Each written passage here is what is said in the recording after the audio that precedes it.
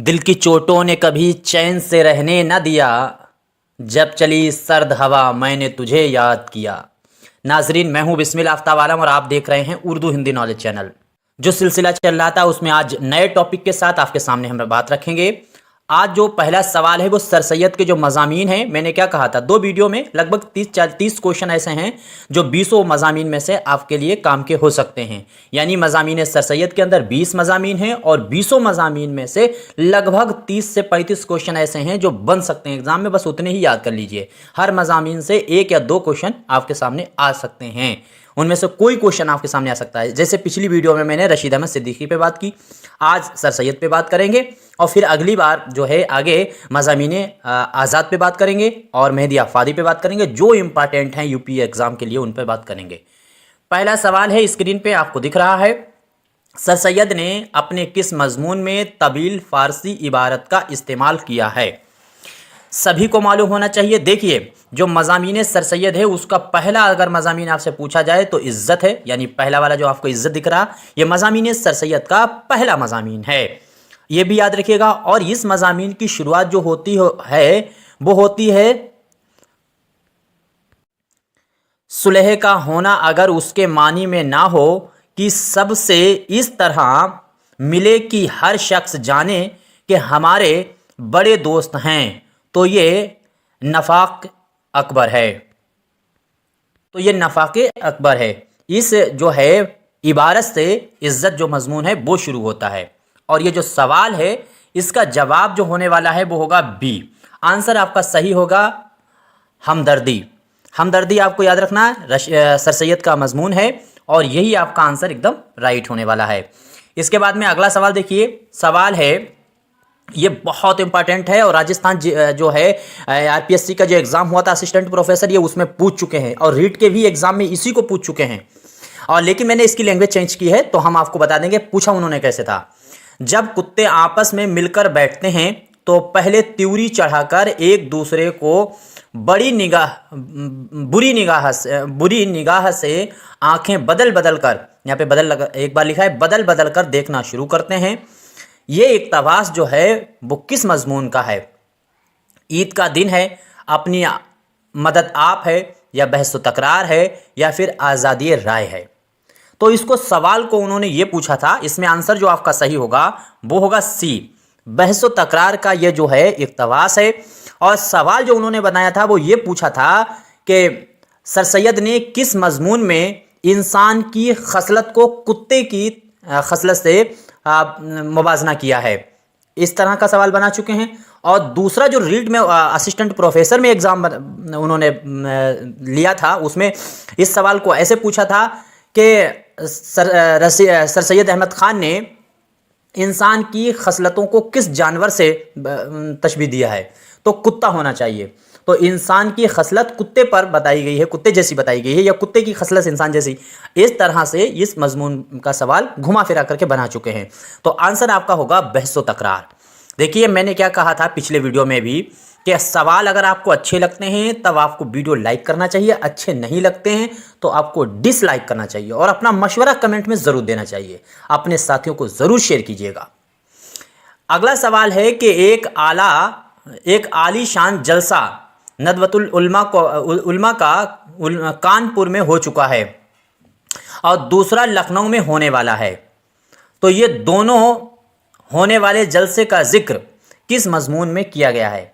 यानी नदवतुल उलमा जो है उसका जलसा एक कानपुर में पहला जलसा हो चुका है सर सैयद के मुताबिक, और दूसरा जलसा कानपुर में लखनऊ में होने वाला है। वह वंस अपॉन टाइम उनके समय पर की ये बात है।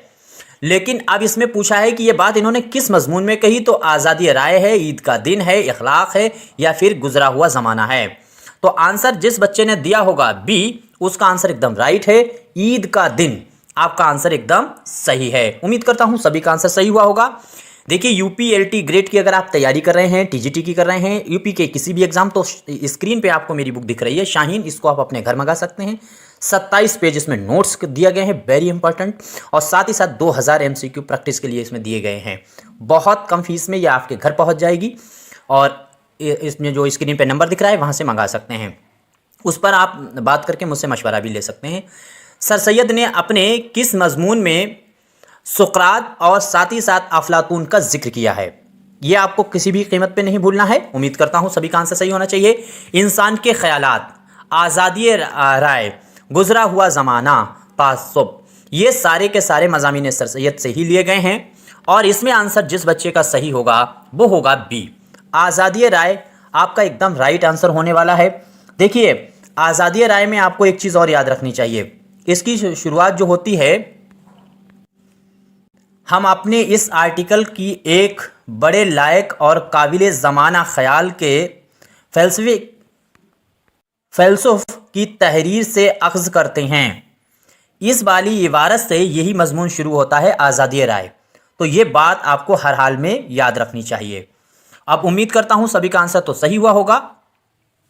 अब अगला सवाल है, सवाल ये फ़ारसी का शेर दिया गया है। शेर है, मर्द वाइद की दीगर अंदर गोश दर नविश्त अस्ते पंद वर दीवार। ये फ़ारसी का शेर है। जब मुझे उर्दू नहीं पढ़ना सही से आती तो फ़ारसी क्या आएगी, बट आप समझ लीजिएगा अगर आपको फ़ारसी आती है। बट ये शेर जो है हर हाल में आपको याद रहना चाहिए। मर्द वाइद की दीगर अंदर गोश दर नविश्त अस्त पंद वर दीवार। अब ये आपको याद रखना है किस मजमून कौन सा मजमून जो है वो इस फ़ारसी शेर पे ख़त्म होता है। गुजरा हुआ ज़माना है, या फिर खुशामद है, या फिर साथ ही साथ में महज़ब कौमों की पैरवी है, या फिर आज़ादी राय है। तो ये भी शेर आपको याद रखना चाहिए। ये शेर जो इस्तेमाल हुआ है वो आज़ादी राय में ही इस्तेमाल हुआ है। तो 3 सवालात आज़ादी राय से बन सकते हैं। एक तो शुरुआती इबारत पूछी जा सकती है जो मैंने अभी आपको बताई थी। शुरुआत होती है, हम अपने इस आर्टिकल को एक बड़े लायक और काबिल, इस तरह से होती है। दूसरा, उसमें सवाल ये बन सकता है कि किस मजमून के अंदर सुकरात और जो है अफलातून का जिक्र हुआ है, तब भी आप आज़ादी राय बताएंगे। और ये फ़ारसी शेर पर यह मजमून ख़त्म होता है, इसलिए वेरी इंपॉर्टेंट है। अब उम्मीद करता हूँ याद रहेगा। अगला सवाल है, सर सैयद ने किस मजमून में यहूदी के मुताबिक खुदा को वाहिद बताया। यानी यहूदी हैं वो एक खुदा को मानते हैं और ईसाई के मुताबिक खुदा 3 बताए हैं। ये बात सर सैयद ने किस मजमून में कही कि इस यहूदियों के मुताबिक खुदा एक है और ईसाइयों के मुताबिक खुदा 3 है। तो इंसान के ख़यालात में कही है, खुशामद में कही है, इखलाक में कही है, या तरक्की उलूम में कही है। आपके मशवरे मेरे लिए बहुत अहम होते हैं, तो मुझे ज़रूर मशवरा दिया कीजिएगा। और वीडियो देखना हो तो आप सब्सक्राइब कीजिएगा, लेकिन इतनी मेहरबानी कीजिए कि अपने साथियों को ज़रूर शेयर कीजिए, हो सकता है उनके काम के हों। और एक बात हम आपके सामने कहना चाहेंगे कि आपको हर हाल में ये ऐसे सवाल तैयार ही करना पड़ेंगे जैसे मैं करा रहा। हम आपको चाहें तो खुश कर सकते हैं, दिली दिल में आप खुश हो सकते हैं बहुत आसान आसान सवाल पूछकर कि पहली मसनबी कौन सी है, पहला शायर कौन है, दीवान गो कौन है, ये सभी को पता है। आप इनमें बराबर रहने वाले हैं, हर बच्चे को पता है। तो आपको सवाल ऐसे पता होने चाहिए कि अगर उस एग्ज़ाम के अंदर 5 भी सवाल आपने ऐसे कर लिए जो वहाँ के बच्चों दूसरों को नहीं आते हैं, तो आप हज़ारों बच्चों से आगे निकल जाएंगे। जैसे मैं सवाल आपके सामने लाता हूँ, तो इसमें जो आंसर आपका सही होने वाला है वो सही होगा